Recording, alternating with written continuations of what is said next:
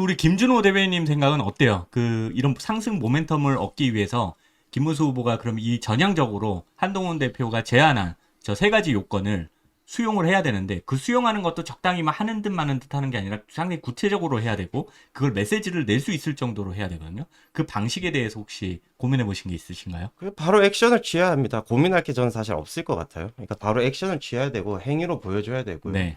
바로 이제 기자분들 앞에서 지금 하고 있는 유세 활동을 멈추고 네. 바로 기자회견을 열던가 해서 바로 즉각적으로 시행하겠다라고 선언을 하고 그다음에 바로 액션을 취하면 됩니다. 박상수 변호사께서 말씀하신 것처럼 그 세 가지는 사실 이기기 위한 그 아주 기본적인 거거든요. 네. 그 세 가지를 실행을 해야 국민들에게 심판받을 수 있는 그 시험대에 올라갈 자격이 사실 생기는 거예요. 아, 그게 완성이 아니고 이제 네, 자격이 그게 끝이 주어지는 아니에요. 거고. 그게 자격이 주어지고 그런 다음에 이재명이랑 싸워 볼만해지는 거예요. 네. 근데 지금 그 자격도 못 얻으면서 자꾸 표를 달라, 어떻게 하겠다, 저떻게 하겠다라고 하는 게 어떻게 보면 일반 대중들, 국민들이 봤었을 때는 그 어떤 얘기를 해도 별로 미덥지가 않아요. 네. 믿음이 별로 안 가기 때문에 직감적으로 아는 즉각적으로 거지. 시행하고 행동을 해야 되고, 그 다음에 지금 이제 초반에 일정 관련돼서 말씀하셨는데, 네. 이재명, 김문수, 뭐 TK 대전 뭐 이렇게 얘기하는데 저는 이 피 같은 시간에 왜 텃밭 중에 텃밭인 그러니까. 서문시장에 가 있냐라는 얘기죠. 네. 이재명 후보 같은 경우에는 지난주에 이미 전라도를 돌면서 네. 민심 경청 투어인지 뭐 그거 하면서 대충 다 훑고 대구 그 다음에 PK로 넘어오는 지금 과정이거든요.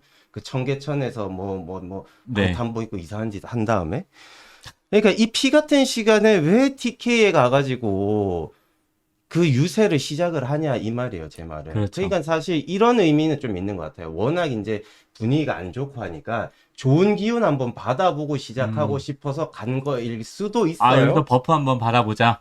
그러면서도 플러스로 텃밭도 불안하다라는 거를 느낀 거죠. 아, 그러니까 집단속을 한번 하고 나가야겠다라고 하는 건데 이게 얼마나 나약하고 힘없다라는 것을 스스로가 이제 자인하는 행동입니까?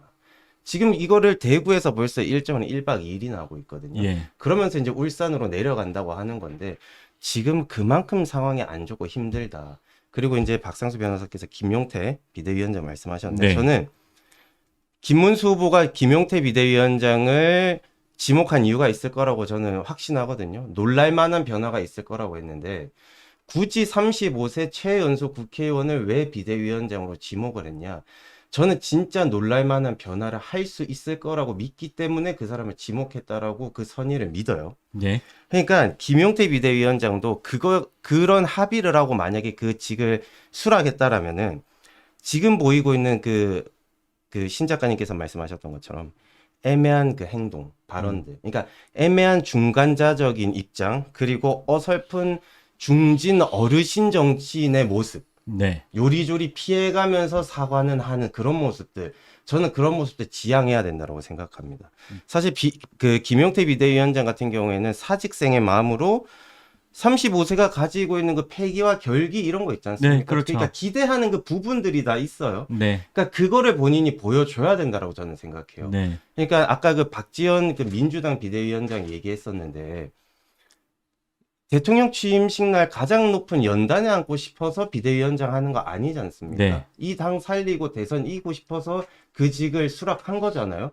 그러면은 본인이 할 수 있는 그 어떤 극약 처방도 저는 해야 된다라고 봐요. 네. 연고 바르려고 하지 말고 썩은 데는 도려내야 돼요. 아, 환불을. 그렇게 해가지고 당내에 다툼이 있더라도 이 다툼은 저는 건전한 다툼이라고 보거든요. 네.